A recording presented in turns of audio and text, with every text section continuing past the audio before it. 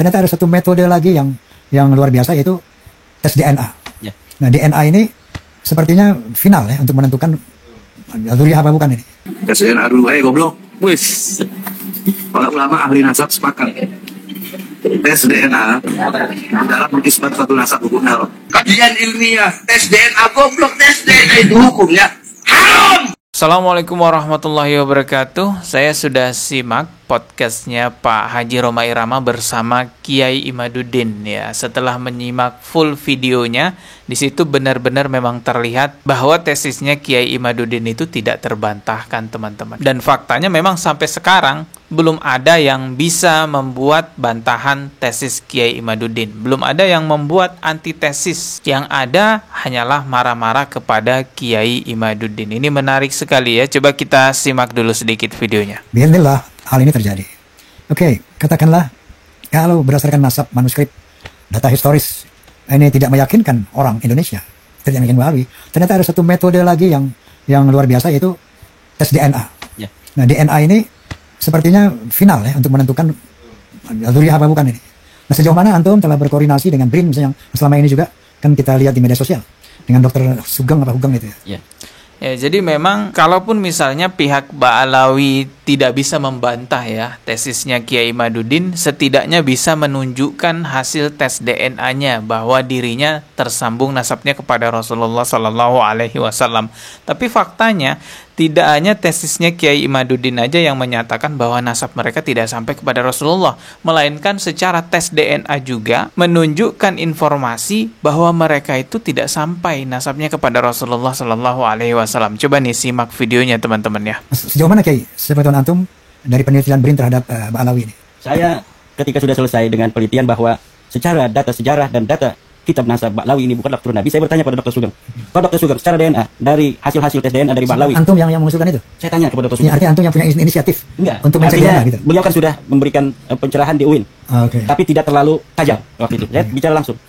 Bagaimana setelah secara kajian ilmu nasab dan sejarah Ba'alawi ini terbukti bukan keturunan Nabi, menurut kajian DNA bagaimana? Dengan haplogroup dan hasil tes DNA yang telah dipublish di Family Tree DNA dan yang lainnya di internet itu, menurut Pak Dr. Sugeng, apakah masih bisa mereka sebagai keturunan Nabi? Beliau menjawab mustahil. Secara ilmu biologi yang beliau pelajari dengan hasil yang saat ini ada dari 180 Ba'alawi yang sudah tes DNA dan 7 dari Indonesia, yang kebanyakan dari mereka itu adalah G, itu hampir 99%. Ada yang lain-lain itu, ada yang E dan sebagainya, itu biasanya yang diba'lawikan, bukan Ba'alawi kemudian dia menisbatkan diri sebagai Ba'alawi atau diba'lawikan. Jadi kebanyakan mereka 99 adalah G, menurut Dr. Sugeng bahwa mustahil mereka sebagai keturunan Nabi. Jangan. Ya, itu ya.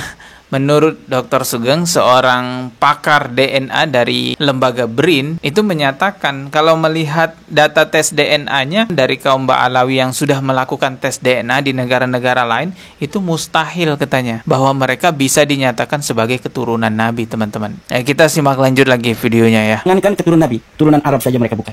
Gitu. Nah, jangankan keturunan Nabi, keturunan Arab aja katanya bukan. Masya Allah, itu dari Dr. Hugeng.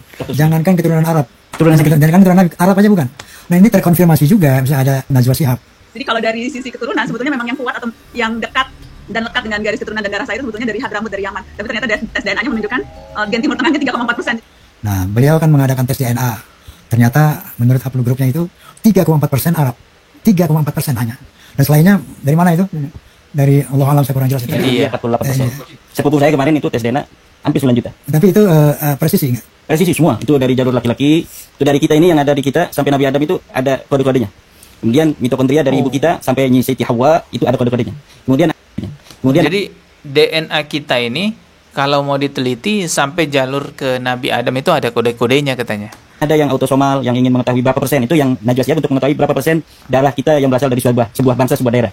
Nah, kalau untuk mengetahui YDNA, keturunan garis laki ke atas, itu bisa sampai Nabi Adam alaihissalam. Masya Allah. Kalau dari jalur dari ibu kita sampai Siti Hawa, itu bisa untuk Ya, berdasarkan podcast tadi itu kita bisa tahu bahwa ada dua hal yang sangat kuat yang diungkap oleh Kiai Imaduddin yang mengkonfirmasi bahwa mereka bukanlah keturunan Nabi Muhammad SAW. Yang pertama adalah secara catatan nasab, itu bisa kita baca di tesisnya Kiai Imaduddin, mereka itu bukan keturunan Nabi. Itu yang pertama. Yang kedua, berdasarkan tes DNA. Ternyata mereka dari kalangan Ba'alawi. Di negara-negara lain sudah banyak yang melakukan tes DNA dan terkonfirmasi bukan keturunan Rasulullah Shallallahu Alaihi Wasallam. Sebenarnya teman-teman, kalau karya tulis seperti skripsi, tesis, ataupun karya tulis ilmiah lainnya, itu ada saja celahnya kalau kita mau membantah karya tulis seseorang. Kalau di lingkungan akademisi, di universitas gitu teman-temannya, itu kita biasa membantah tesisnya orang lain, membantah skripsinya orang lain, atau membantah karya tulis ilmiahnya orang lain. Jadi tidak menutup kemungkinan nanti ke depannya akan ada orang yang membuat bantahan terhadap tesisnya Kiai Imaduddin. Sebenarnya yang tidak bisa terbantah itu adalah tes DNA. Karena tes DNA itu adalah catatan alami yang terbentuk pada diri seseorang. Dan catatan itu bukan dibuat-buat, melainkan itu takdir. Kita nggak bisa request, saya mau haplogrupnya J1, saya mau haplogrupnya G, saya mau kelaminnya laki-laki, saya mau kelaminnya perempuan. Nggak bisa, itu takdir dari Allah Subhanahu wa Ta'ala. Seperti sidik jari, itu adalah identitas alami seseorang yang terbentuk dari lahir. Dan sidik jari itu nggak bisa di request, saya mau sidik jari begini, saya mau sidik jari begitu, nggak bisa. Itu takdir, itu sudah catatan alamiah. Jadi kalau misalnya tes DNA menyatakan bahwa mereka bukan cucu Nabi, ya sudah, nggak ada jalan lagi untuk membela diri bahwa mereka adalah cucu Nabi. Makanya terlihat sekali yang paling ditakuti oleh mereka itu tes DNA. Kajian ilmiah, tes DNA, goblok, tes DNA itu hukumnya haram. Lalu kenapa Mbak Najwa Shihab berani tes DNA? Ya karena memang Mbak Najwa Shihab itu nggak jualan nasab, guys. Kalian tahu kan, Mbak Najwa itu memang sudah tenar karena karya-karyanya. Kalian bisa lihat acara-acara televisinya luar biasa. Dan Mbak Najwa itu nggak teriak-teriak, di tubuh aneh mengalir darah Rasulullah. Ente nggak boleh menghukum aneh. Pokoknya ente harus ikutin aneh. Nggak begitu. Jadi orang-orang yang nggak jualan nasab ya nggak ada masalah. Mereka mau dinyatakan cucu Nabi atau bukan, mereka nggak akan marah. Tes DNA dulu, goblok. Wis. Para ulama ahli nasab sepakat tes DNA dalam mengisbat suatu nasab hukum haram. Untuk mengisbat nasab ya haram. Selain itu diperbolehkan. Goblok lu yang pada nggak punya ilmu bodoh.